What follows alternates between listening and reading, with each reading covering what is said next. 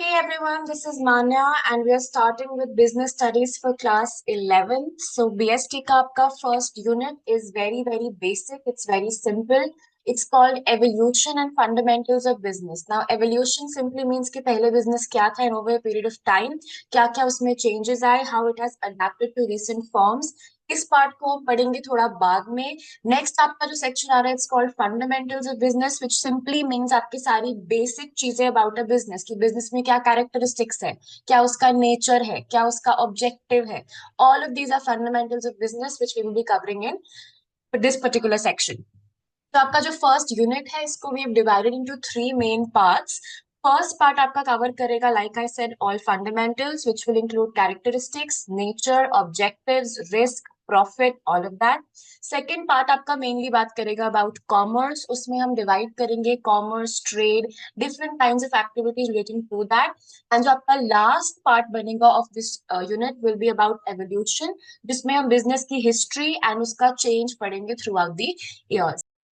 So beginning with the first topic of this particular unit, which is called concept of business. अब business का मतलब क्या होता है? Business means any kind of activity जो आप perform करते हो to satisfy your needs.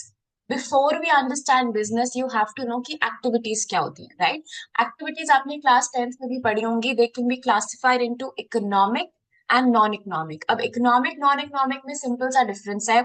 Economic मतलब जहां आपके पास पैसा आ रहा है that will be economic. Non economic मतलब ना आपके पास कभी इंटेंशन था पैसा कमाने का, ना ही उसमें कोई पोटेंशियल है पैसा आने का. Which means economic is about pay और profit and non economic activities जो आपकी होती है they are simply and simply perform out of the love, sympathy, patriotism, any kind of intention which is not about money. So economic is about money, non-economic does not have anything to do with money. Economic के अंदर simple सी बात है we can earn a livelihood. इसमें आपके तीन चार examples given है in the NCERT. The first is worker that's working in a factory. दूसरा इज doctor working in a clinic. तीसरा आपका है manager in an office and the fourth is teacher teaching in a school. Next अगर हम बात करेंगे economic activities के तीन मेन टाइप्स होते हैं. The first is business, profession and employment. Once this slide is over the next one में हम डिटेल में बात करेंगे about all these three. Business क्या होता है, प्रोफेशन क्या होता है, एम्प्लॉयमेंट क्या होता है और इन तीनों का डिफरेंस क्या होता है. As of now moving to the second topic which is non economic activities.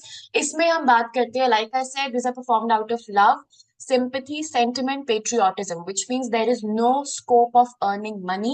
ना ही मेरा कभी उसमें intention था. For example, your mothers cooking food for their family. Do they earn money out of this? No. They're simply doing it out of their love for you all. Second आपका आता है helping an old man cross the road. This can do has something to do with emotion या sympathy, meaning you are helping an old man just because you feel a little sad for them. You want to be very आप कह सकते हो gracious towards them. Next अगर हम चले इसमें आपके टाइप्स है religious, social, parental, patriotic. Again non economic से there is never a scope of earning any money. I hope this particular section is clear. You can take a screenshot here if you want to. I would highly recommend अगर आप एक register maintain करोगे because आगे चल के I will not go into detail with respect to every topic. तो जो भी मैं बोलूंगी I would recommend you keep on noting it down in some pointers for reference in the future. Next अगर हम आगे चले आपका मैसिव टेबल आती है एक बिजनेस, प्रोफेशन एंड एम्प्लॉयमेंट के डिफरेंस की. ये टेबल आपकी एनसीईआरटीज में भी गिवन है, आपको हर रेफरेंस बुक में मिलेगी एंड ये एज इट इज टेबल आपके एग्जाम्स में आती है for a very high weightage. One by one चलना स्टार्ट करते हैं. Before we come to the main understanding of business, profession and employment, पहली चीज समझने वाली ये है कि जब भी आप इमेजिन करोगे बिजनेस स्टडीज में किसी भी टॉपिक को, I don't want you to think of it as a subject. इसको आप देखोगे फ्रॉम योर ओन पर्सपेक्टिव. अपने आप को बिठा लो in that particular position and then imagine करो कि क्या क्या उसके रीजंस एंड आप कह सकते हो कॉजेज हो सकते हैं. Alright, because business is very practical, it has to be thought of very logically. So अगर मैं बात कर रही हूँ बिजनेस, इमेजिन करो जितने भी आपके पेरेंट्स का बिजनेस है, you must be able to relate. पहली चीज आती है मोड ऑफ एस्टैब्लिशमेंट. क्या आपको लगता है बिजनेस करने के लिए बहुत ही नेसेसरी रिक्वायरमेंट है एनी काइंड ऑफ डिग्री, किसी तरह की पढ़ाई, कोई सर्टिफिकेशन, वरना कोई बिजनेस नहीं करने देगा. There are so many people जिनको शायद डिग्री वाइज नॉलेज इतनी नहीं है, उनके पास कोई प्रॉपर सर्टिफिकेशन नहीं है, बट उनका एक्सपीरियंस एंड स्किल बहुत ज्यादा है. विच सिंपली मीन्स कि बिजनेस के अंदर when we come about mode of establishment, the first thing is कि ये entrepreneur का decision होता है. कोई उसमें आपको सर्टिफिकेशन नहीं चाहिए होता। हाँ ऑफ कोर्स, अगर आपका कोई आप कैसे तो रेस्टोरेंट का बिजनेस है तो उसमें आपको हाइजीन सर्टिफिकेशन चाहिए, ऑब्वियसली वो लीगल फॉर्मेलिटी आएगी, बट आपका डिसीजन मैटर करता है, आपको कहीं और की परमिशन नहीं लेनी पड़ती। नेक्स्ट अगर हम चलेंगे प्रोफेशन में, प्रोफेशन का मतलब होता है, इसमें आप एग्जाम्पल में डाल सकते हो, like for example your lawyers, आप कह सकते हो डॉक्टर्स। इन सबको अगर फॉर एग्जाम्पल कोई भी काम करना है, इनका प्रोफेशन होता है, विच मीन्स जब तक इनके पास एक्चुअल सर्टिफिकेशन, उस बॉडी का approval, proper stamping, till the time they don't follow a procedure, वो अपने आप को इस प्रोफेशन का नहीं बुला सकते। विच मीन्स अगर मैं एक डॉक्टर हूँ तो मुझे आपका एग्जामिनेशन क्लियर करना होता है ऑल इंडिया का। अगर मैं एक लॉयर हूँ, I have to be member of the bar council, तो यहाँ पे एक मेंबरशिप चाहिए होती है to a professional body. Next आपका आता है एम्प्लॉयमेंट, जो आज की डेट में आप कॉर्पोरेट कल्चर बोलते हो, that's basically employment, which means you are working under someone else. तो जिसके अंदर आप काम कर रहे हो वहां से you have to get an appointment letter, ताकि आपका जो ज्वाइनिंग है कैन बिकम फॉर्मल, वो कॉन्ट्रैक्ट होता है, अग्रीमेंट होता है। नेक्स्ट अगर हम चलेंगे बिजनेस में, nature of work naturally is to provide goods and services. Profession के अंदर लॉयर्स एंड डॉक्टर्स आपको अपनी सर्विस देते हैं, अपनी एक्सपर्ट एडवाइस देते हैं।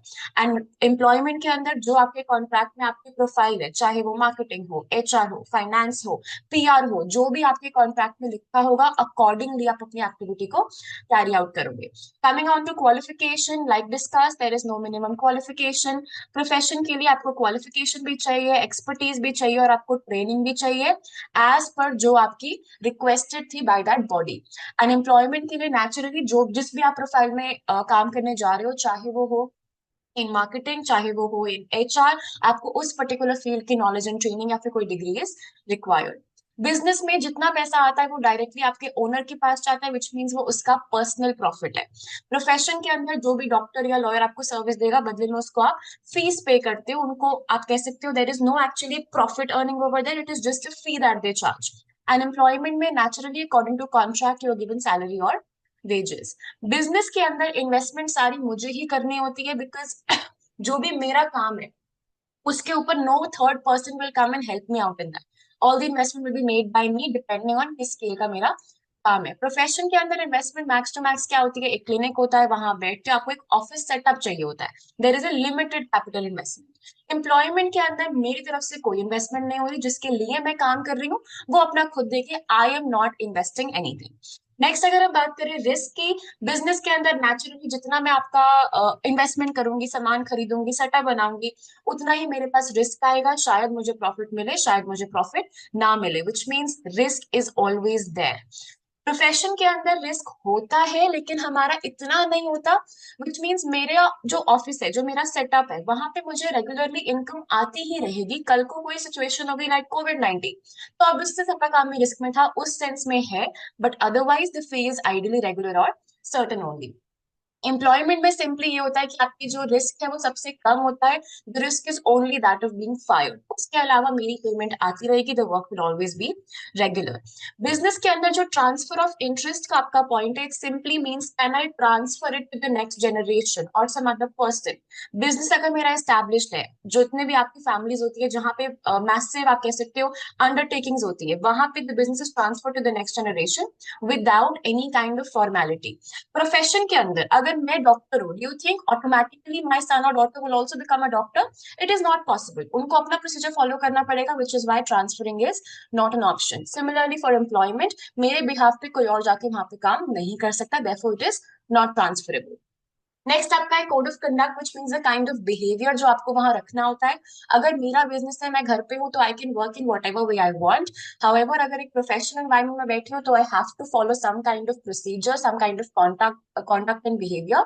एंड लास्ट अगर एम्प्लॉयमेंट की बात हो रही है, तो जो भी मेरे कॉन्ट्रैक्ट में मेंशन होगा, चाहे वो आपका हो with respect to dress code, चाहे वो आपका हो with respect to behaviour, timing, I have to follow all of that. And examples naturally हम डिस्कस कर चुके हैं, तो I am pretty sure you can note these down. If you want, please take a screenshot so that we can move forward. Next topic पे अगर हम चले, this one is very interesting, which is characteristics of a business, which means क्या ऐसे कुछ features हैं जिनको देख के मैं पहचान सकती हूँ कि ओके फाइन, ये पर्टिकुलर जो पर्सन है वो बिजनेस में एंगेज्ड है, ना कि प्रोफेशन और एम्प्लॉयमेंट में। पहला तो है, ये हर चीज में कॉमन है, this is an economic activity which means I am doing this for some kind of profit earning. मेरा इंटेंशन यहाँ पे पैसे कमाना है। ये चाहे मैं इंडिविजुअल लेवल पे करूँ, अपने घर से करूँ, या फिर मैं किसी प्रॉपर ऑर्गेनाइजेशन में जाके काम करूँ, काम तो मैं पैसे के लिए कर रही हूँ। नेक्स्ट आपकी बात आती है production and procurement of goods and services. यहाँ इज अ पॉइंट जो आपको डिस्टिंक्ट कराता है फ्रॉम प्रोफेशन और एम्प्लॉयमेंट, क्योंकि यहाँ पे मैं कोई चीज खुद या तो प्रोड्यूस कर रही हूँ या उसको मैं प्रोक्योर मीनिंग अरेंज कर रही हूँ। The point is I am producing which means manufacturing, और प्रोक्योरिंग विच मीन्स कहीं और से परचेज करके अरेंज कर रही हूँ मैं, चाहे वो गुड हो चाहे वो कोई सर्विस हो। नेक्स्ट आपका आता है सेल और exchange of goods and services which simply means अगर मैंने कोई सामान खरीद लिया, नेचुरल सी बात है, मुझे वो आगे बेचना ही पड़ेगा एंड तभी मुझे उससे पैसे मिलेंगे। सो जो भी मेरी सेल होती है that is always for a value, for a price. Next point आपका कहता है dealing in goods and services on a regular basis. अब यहाँ पे कॉमन सेंस लगाओ। फॉर एग्जाम्पल मेरा फोन पुराना हो गया, आई गो टू कैशिफाई और some kind of OLX and I sell that phone. Can you say कि मैं एक बिजनेस रन कर रही हूँ? नो। मेरे पास एक चीज थी जो पुरानी हो गई, मैंने उसको सेल करके चाहे प्रॉफिट ही क्यों ना कमाया हो, बट मैंने वो सिर्फ एक बार करा। This is not a business. अगर मैं अपने घर में ये ऑफिशियल कर दूं कि सब लोग अपने पुराने फोन लेके आओ, मैं उनको रीसेल करूंगी, it has to happen multiple times and on a regular basis to be counted as a business. Next हम बात कर रहे हैं profit earning. Naturally every business works to earn a profit. अगर लॉन्ग टर्म में profit नहीं होगा तो मेरा बिजनेस लॉन्ग टर्म में नहीं चल सकता। नेक्स्ट पॉइंट आपका आता है uncertainty of return which means मैंने इन्वेस्टमेंट तो कर दी, but I don't know how the market will respond. I don't know customer मेरे पास आएगा, जो प्राइस मैं डिमांड कर रही हूँ वो देगा नहीं देगा, मुझे कुछ नहीं पता। मुझे नहीं पता जितना मैंने इन्वेस्टमेंट करा है उस पर मुझे रिटर्न या फिर प्रॉफिट आएगा कि नहीं आएगा, हो सकता है लॉस ही हो जाए। This is called uncertainty of return. And last आपका आता है element of risk which means क्योंकि हमारा काम अनसर्टेन है, कभी भी कुछ भी गलत हो सकता है। सारी इन्वेस्टमेंट क्योंकि मेरी है तो बहुत हाई चांस है कि मेरा सारा पैसा डूब जाए, which means it is a very risky kind of work. So we have 7 main points: characteristics of a business, economic activity, production, procurement, sale or exchange, dealing in goods on a regular basis, profit earning, uncertainty, and element of risk. अब यहाँ पे एक shortcut है to learn this आपका particular topic which is DPS pure. It is called DPS and pure. Imagine करो DPS एक बहुत ही pure school है, सब कुछ वहां पे अच्छा ही होता है। इसका फर्स्ट आपका आएगा D से dealing in goods and services, P से आपका आएगा प्रॉफिट, S से आएगा सेल और एक्सचेंज, नेक्स्ट P से आपका आएगा production, uncertainty. Element of risk से हम पिक करेंगे R वर्ड को which is risk and it's an economic activity. This gives you DPS pure. 7 points इसके अंदर है, all 7 are important. Also, no matter what the weightage, you have to mention all 7 points. जितने number उतने points. This was gone in class 8. Do not follow this anymore. I hope you all are clear with this. इसको please note कर लो and we can move forward.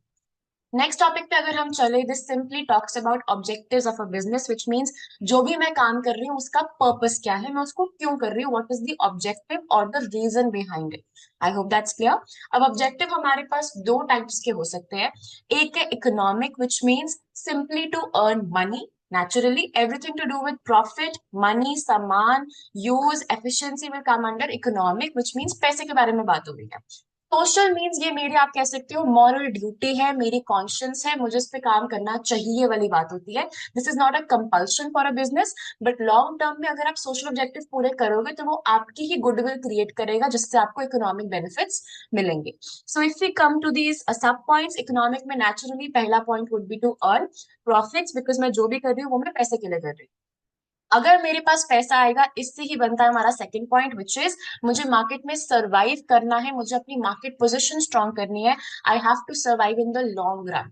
This I can only do if I have the first point which is profit. पैसा होगा तो मैं आगे और काम कर सकती हूँ, लॉन्ग टर्म में लॉस इनकर करूंगी तो इट्स नॉट अ वेरी आप कह सकते हो रिवॉर्डिंग बिजनेस। नेक्स्ट हम कह रहे हैं इंक्रीजिंग प्रोडक्टिविटी एंड ग्रोथ।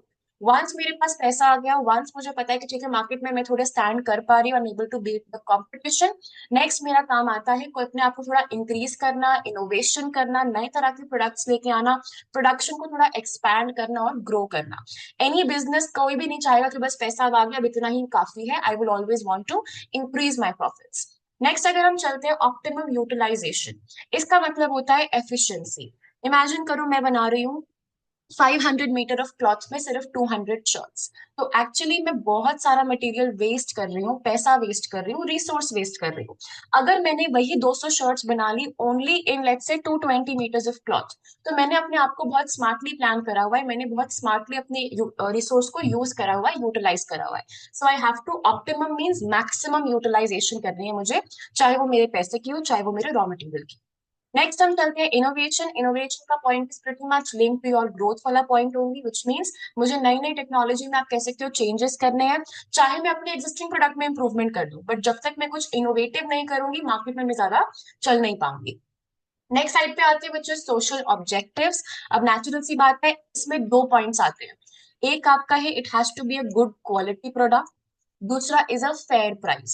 अगर मेरी क्वालिटी ही अच्छी नहीं है और मैं गलत क्वालिटी का सामान लोगों को बेच रही हूँ, तो this is very wrong on my part, ये मॉरली इनकरेक्ट है।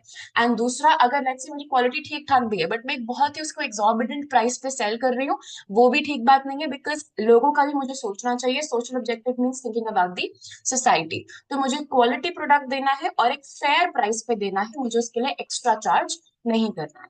नेक्स्ट पॉइंट आपका आएगा avoiding anti social unfair trade practices, which means any kind of black marketing, any kind of taxation की चोरी, any kind of taking advantage of my employees और the people, सारी मुझे ये practices को अवॉइड करना है। नेक्स्ट आती है जनरेट एम्प्लॉयमेंट, विच मीन्स जितना मैं ग्रो करूंगी उतना मुझे अपनी सोसाइटी में चांस देना चाहिए लोगों को to come and work for me. इससे क्या होगा, उनको इनकम मिलेगी, जीडीपी ग्रोथ होगी, ओवरऑल कंट्री की डेवलपमेंट होगी। नेक्स्ट हम बात कर रहे हैं वेलफेयर ऑफ एम्प्लॉयज की, विच सिंपली मीन्स सिर्फ लोगों को रखना काफी नहीं है।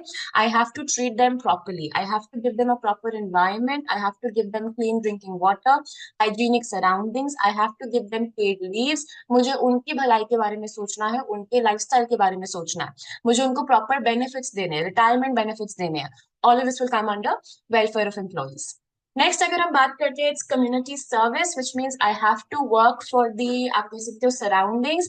जो भी मैं कमा रही हूँ I have to give back to society in form of charity, donation, किसी भी तरह से मुझे वापस देना है जितना भी पैसा मैं कमा रही हूँ for a good cause. Last हम चलते हैं प्रोटेक्शन ऑफ एनवायरनमेंट। ये सिंपली बात करता है आपकी चूजिंग ग्रीन मेथड्स, आप एनवायरनमेंट प्रोटेक्शन कर रहे हो, रिसोर्स को ढंग से यूज कर रहे हो, अपने वेस्ट को प्रॉपरली आप कह सकते हो डिस्कार्ड कर रहे हो। All of this comes under protecting environment. I hope there is no doubt. In case of any doubt, please leave them down in the comment section. I'll try to answer as many as I can. As of now, I think we can move to the next topic. You can take a screenshot here and we'll proceed. Next topic पे हम चल रहे हैं which is role of profit in a business. अब ये सबसे interesting है because जब तक प्रॉफिट नहीं है मार्केट में मैं चल नहीं सकती, मेरा मन नहीं करेगा काम करने का। It will also come down to my efficiency of working, right. पहला इस प्रॉफिट के बिना I can't survive, this we have done. Profit होगा only there I will expand, this also we have done. Next आपका होगा major of efficiency, this comes from motivation. अगर मेरी company constantly losses में जा रही है तो मेरा खुद ही मन नहीं करेगा काम करने का, बिकॉज आई फील लाइक अरे व्हाट्स द पॉइंट, पैसा तो आ नहीं रहा तो मैं क्यों ही काम करूं। Same thing applies for your employees. अगर आपके एम्प्लॉयज को प्रॉपर ट्रीटमेंट नहीं मिल रहा है बिकॉज आपके पास पैसा नहीं है उनको देने के लिए, तो वो भी प्रॉपरली काम नहीं करेंगे, आपकी कंपनी की एफिशिएंसी, उनके काम करने की नियत, all of it will start to fall down. Next चलते हैं रिवॉर्ड फॉर रिस्क। जितना भी मैं मार्केट में रिस्क लेती हूँ, इन्वेस्टमेंट्स करती हूँ, सामान स्टॉक करके रखती हूँ, this is all in the hopes कि मुझे प्रॉफिट मिलेगा। एंड जब ये प्रॉफिट आता है it acts as a reward. मुझे एक्चुअली बहुत अच्छा लगता है when I earn this money because I feel like okay fine the risk was worth it. Last आपका है better reputation and goodwill. Simple सी बात आपकी इसमें ये आती है कि जितना आपके पास प्रॉफिट होगा उतना ही आप कम्युनिटी को वापस दोगे, आप उतना ही मार्केट में स्टैंड करे रखोगे, आपकी ब्रांड बिल्डिंग लॉन्ग टर्म में होती रहेगी and it will create goodwill, which means people will remember you in a nice way. आपकी मार्केट में वैल्यू हमेशा पॉजिटिव होगी, it will not be negative. लेकिन इसी पर्टिकुलर क्वेश्चन का एक ऑपोजिट साइड आता है विच इज जो बिजनेस सिर्फ और सिर्फ पैसे पे ही फोकस करता है वो लॉन्ग टर्म में क्यों नहीं अच्छा होता। बिकॉज फर्स्ट, जो बिजनेस सिर्फ पैसा देख रहा है वो शायद पैसा कमाने के लिए कुछ भी करने को तैयार हो जाए, चाहे वो ब्लैक मार्केटिंग प्रैक्टिसेस हो, चाहे वो टैक्स इवेजन पॉलिसीज हो, चाहे वो लोअर क्वालिटी प्रोडक्ट्स हो, चाहे वो एक्सट्रीम हाई प्राइसेस हो, which means the practices that you follow will be corrupt. आपका बेसिकली दिमाग सिर्फ पैसे के पीछे भागेगा and you will forget about everything else. दूसरा क्या होगा, आप शायद अपने एम्प्लॉयज को एक्सप्लॉइट करना शुरू कर दो, उनसे ओवर टाइम डिमांड करना शुरू कर दो बिना उनको प्रॉपरली पे करे हुए। This will lead to exploitation of your employees. Last है, you are ignoring your social responsibility. Social responsibility is actually very important for your long term goodwill building. अगर आप पैसा कमाए जा रहे हो, सोसाइटी में कुछ भी वापस नहीं दे रहे हो, तो ये आपके लिए एक बहुत नेगेटिव ब्रांड इमेज आपकी बिल्ड होती है। एग्जाम्पल देती हूँ, we have Tata and Ambani as an example.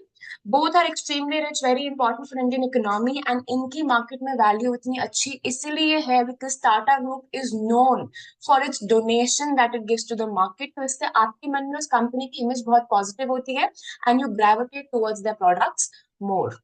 I hope we're going okay. If the speed is too high, again, please comment. I'll try to improve it in the next sessions. आज की class का last topic है which is business risk. अब जो भी हमारा risk के बारे में हमने बात करी है, बिजनेस रिस्क को हम तीन कैटेगरीज में पढ़ेंगे। पहला is type of business risk, दूसरा is nature of business risk, and the last is causes of business risk. अब जो रिस्क होता है उसके बहुत सारे टाइप्स होते हैं। सारे से I mean we have two main types. पहला होता है स्पेक्यूलेटिव रिस्क। कौन सा risk? We have speculative risk. इसमें क्या होता है कि अच्छा, मैंने फॉर एग्जाम्पल जो भी मैंने मार्केट पे इन्वेस्टमेंट करी, इससे मुझे प्रॉफिट भी हो सकता है और मुझे नुकसान भी हो सकता है, which means there is a chance of profit और लॉस। लेट्स से मैंने इन्वेस्टमेंट करी इनटू क्लोथ्स एंड फैशन। अगर मैंने कपड़ों की इन्वेस्टमेंट कर ली, फॉर एग्जाम्पल रिप्ड जीन्स की, अगर मार्केट में रिप्ड जीन्स का ट्रेंड चल पड़ा तो ऑब्वियसली आई मेक मनी। अगर नहीं चला तो it will lead to a loss, मेरा stock will go waste, which mean speculative के अंदर प्रॉफिट भी हो सकता है और लॉस भी हो सकता है। जो आपका दूसरा रिस्क है विच इज प्योर रिस्क, इसमें प्रॉफिट होने का चांस ही नहीं होता, विच मीन्स अगर फॉर एग्जाम्पल मैंने स्टॉक करी वही अपनी रिप जीन्स, एक तो होगा कि मार्केट में शायद बिके शायद ना बिके। दूसरा केस हो सकता है कि मेरी फैक्ट्री में God forbid let's say there was a fire, there was an accident, there was any kind of damage to my product. अब जब आग में मेरी वो जीन्स जल गई, क्या ऐसा पॉसिबल था कि आग ना लगती तो प्रॉफिट होता, आग लग गई तो लॉस हो गया? नो, आग लगने से there was never a scope of profit, it was only about a loss. तो अगर प्योर रिस्क हो गया, वो चीज एक्शन में आ गई तो लॉस होगा। अगर for example there was no fire तो लॉस नहीं होगा। बट प्योर रिस्क के अंदर there is never a chance of profit, it is only a risk of loss. Speculative में इट कैन गो इधर वे, वो डिमांड सप्लाई के बारे में बात होती है। I hope it's clear. Will move forward. Next आपका नेचर है। नेचुरली रिस्क क्यों होता है? बिकॉज मुझे मार्केट का पता नहीं है, I am very uncertain about the demands of people. दूसरा होता है it is essential for every business. जब तक रिस्क नहीं होगा, एक बहुत ही श्योर शॉर्ट बिजनेस कभी एग्जिस्ट ही नहीं कर सकता। देर इज नेवर अ बिजनेस जो कहता है कि मेरा प्लान तो फुल प्रूफ है, nothing can ever go wrong, because risk सिर्फ एक टाइप का नहीं था, we have multiple types of risk. Alright, so her business में रिस्क होगा ही होगा। आई थिंक नंबरिंग गलत है, but this is point number 3।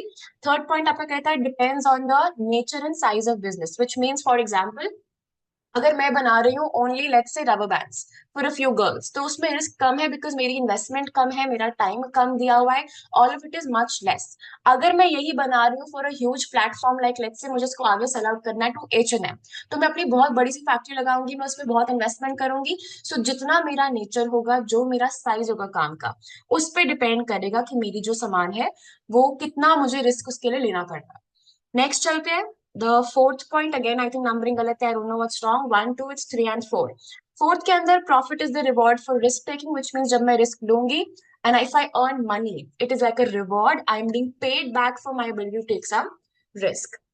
Last and final topic for this class is causes. अब रिस्क के बहुत सारे कॉजेज होते हैं। First, it can be natural, natural meaning any kind of calamity, earthquake, lightning, rain, famine, कुछ भी आ गया जिसमें life of sorry loss of life हो सकता है, प्रॉपर्टी हो सकता है, इनकम हो सकता है। It's called a natural risk cause because of natural circumstances, आपके कंट्रोल में ये चीज कभी थी ही नहीं। दूसरा होता है ह्यूमन कॉजेज। ह्यूमन मीन्स एक इंसान था who has cause this kind of loss which will happen because of let's say dishonesty, a person lying to you. दूसरा हो सकता है negligence, एक एम्प्लॉय ने फॉर एग्जाम्पल कहीं पे गैस खुली छोड़ दी तो उससे there's a higher chance of some kind of fire, ये आपका ह्यूमन एरर है। चोरी हो गई, थेफ्ट हो गया, मैनेजमेंट ढंग से काम नहीं कर रही, all of these are actually human causes. Next हम चलते हैं economic causes, which means government and उनकी policies and taxation and trade, इनकी वजह से जो इम्पैक्ट आया मेरे काम के ऊपर, that is economic. For example, let's say पहले मैं कोई सामान इंपोर्ट करती थी, आई यूज्ड टू पे only 3% tax on this, but अब गवर्नमेंट ने वो टैक्स बढ़ा के कर दिया 30%। तो ये जो 27% का मेरा एक्सपेंडिचर बढ़ गया बिकॉज ऑफ गवर्नमेंट की policy, that will come under economic causes. And last आपका आता है फिजिकल कॉजेज, विच मीन्स ये चीज अगेन मेरे कंट्रोल में नहीं होती है, but this is because of malfunctioning of some kind of equipment. Let's say मेरी, आप कह सकते हो, फैक्ट्री में जो मशीन थी, बॉयलर ब्लास्ट हो गया, मशीन आप कह सकते हो लीक करने लग गई, फ्रिज खराब हो गया, मेरा खाना स्पॉइल हो गया, all of these are actually physical causes. With this, I think we will be ending the first class of this particular chapter. इस chapter के आपकी 3 sessions होंगे, like I mentioned. एक में हमने बात करी about fundamentals of business. दूसरा topic will entirely deal about industry, commerce, tertiary, secondary, primary sectors. And last, we will talk about the evolution of business. So 3 sessions, the first one is done. In case you want my material, I have proper notes for every single chapter, detailed notes हैं, मैं सारे आपको ये points explained है. We have headings, we have shortcuts. In case you want access to my notes or test series or case studies, kindly contact on the number given in the description box, and I will let you know the further details. Thank you so much for tuning in. I'll see you in the next session.